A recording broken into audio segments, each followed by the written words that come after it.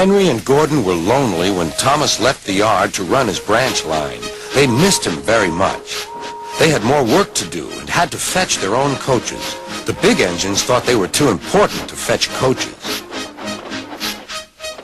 James grumbled too. "We get no rest, we get no rest," they all complained. But the coaches only laughed. "You're lazy and slack, you're lazy and slack," they answered. Altogether, the engines were causing Sir Topham Hatt a great deal of trouble. The big stations at both ends of the line each have a turntable. Sir Topham Hatt had made them so that the tender engines can be turned round, because it is dangerous for them to go fast backwards. Little tank engines like Thomas don't need turntables. They can go just as well backwards as forwards. But to hear Gordon talk, you would have thought that Sir Topham Hatt had given him a tender just to show how important he was.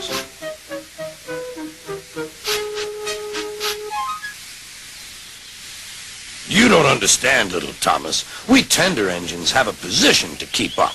It doesn't matter where you go, but we are important. And for Sir Topham Hatt to make us do shunting, fetch coaches, and go on some of those dirty sidings, it's not the proper thing."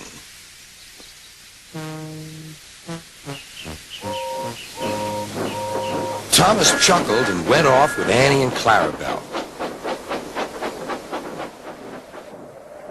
"Disgraceful," Gordon hissed as he ran backwards to the turntable.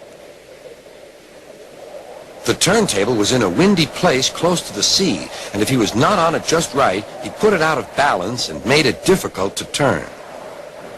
Today, Gordon was in a bad temper, and the wind was blowing fiercely. His driver tried to make him stop in the right place, but Gordon wasn't trying. The fireman tried to turn the handle, but Gordon's weight and the strong wind prevented him. "It's no good," they said at last. "Your big tender upsets the balance. If you were a little tank engine, you'd be all right. Now you'll have to pull the next train backwards." "Look," called some boys. "There's a new tank engine." "Oh, it's only Gordon back to front."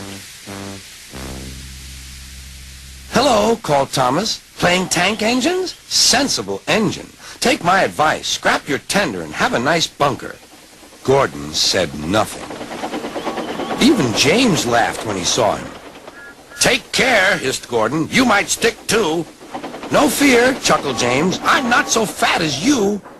"I mustn't stick," thought James. He stopped on just the right place to balance the table. It could now swing easily. Gordon arrived in time to see everything. James turned much too easily. The wind puffed him round like a top. He couldn't stop.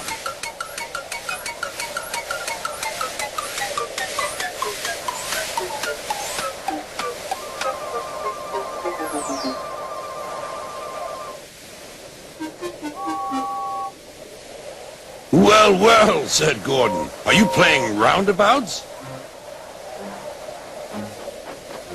Poor James, feeling quite giddy, rolled off to the shed without a word.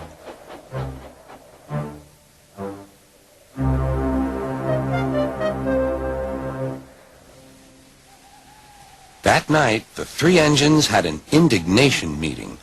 "It's shameful to treat tender engines like this. Gordon has to go backwards, and people think he's a tank engine. James spins round like a top, and everyone laughs at us. And to add to that, Sir Topham Hatt makes us all shunt in dirty sidings.